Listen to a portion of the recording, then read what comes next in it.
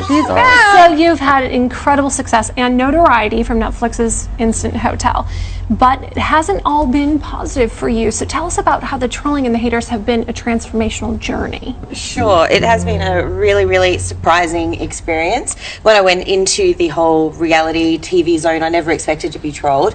I think anyone that gets into reality TV thinks, this is my moment, I'm going to be a star. And then you start getting all of the hateful texts and all of the messages into your Instagram, and it can be pretty soul-destroying. But I guess, you know, after a lot of reflection, I've been able to accept trolling because I understand where it comes from. So where do you think it comes from? So, you know, a lot of psychologists believe that when you're watching a reality show, you'll find somebody on the show that you really relate to. And so if the person you really relate to isn't getting on well with, say, me, then you take that on board personally. And so for me, it was just understanding that all my trolls have been just people that have mirrors. And they have mirrors with other characters on the show, and they see me maybe being nasty to somebody as being nasty to them. That's so interesting. It's like they don't have their own identity. They're identifying with whatever characters on the show. Interesting. Correct. And it's also just been a really crazy situation too, because some of the things that I get, like I have children, and I'll get people into my inbox saying, you know, I hope your children die, or you know, they'll say things to me like, you're obese and you're fat and you've got a ugly nose. And you know, again, initially when it started to happen, I'm like, oh my god, I am fat, oh my god, you know, and I really took those things on board.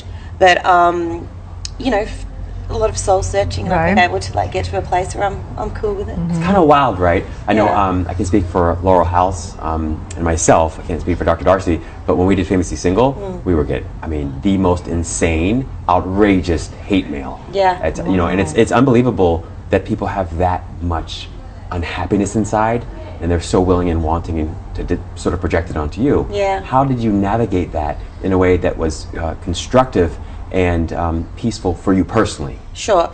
Well, and it's the same with having depression. A lot of people internalize depression, and nobody will even know that they have depression, and then all of a sudden a suicide will happen, or an awful event. So for me, when it came to trolling, I decided to be very open about it and not hide it, but share it. And so you may have seen on my socials, whenever I get trolled by somebody, I pop it up there in the spotlight. And you know, if it was Jenny123, I'm like, gee, Jenny123, thank you so much for your feedback. Thank you for telling me I'm fat. That was excellent. And I've started to find now that because I shine a light on these trolls, I don't get trolled anymore. That's interesting. Interesting. Wow. I think people know now that you can't hide in the shadows. You cannot hide in my DMs. But I think it's that you actually say thank you, and then you just showcase it instead of like lashing back. Yeah, exactly. Right? Because years ago I used to get some people, and I would not lash back, but I'd try and, like, you know, complete the cycle in a comment, and it just would make it worse. So much worse. So I would just not even think it, or I just heart them or do whatever, and it just would, like, they wouldn't get that. They needed to engage, right? Yeah. So how do you do that? I mean, like on a daily, do you have to really get grounded and like not? Well, you know, nowadays I guess I just ignore them. You know, before I used to be really quite invested. But one thing that I find is, you know, for instance, somebody will say something about my nose, like, oh, you know, your nose is ugly or whatever.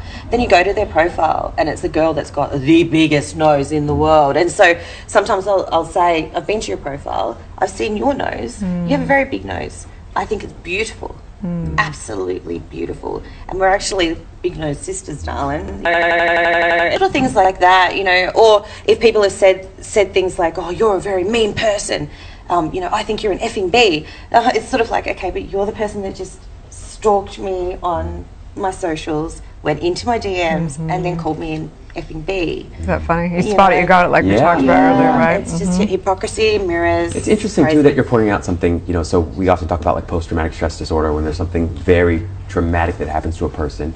But post-traumatic growth is a much more common phenomenon, and what you're sharing here is post-traumatic growth, that you actually sound much more sort of comfortable in your own skin and much more unconditionally self-loving.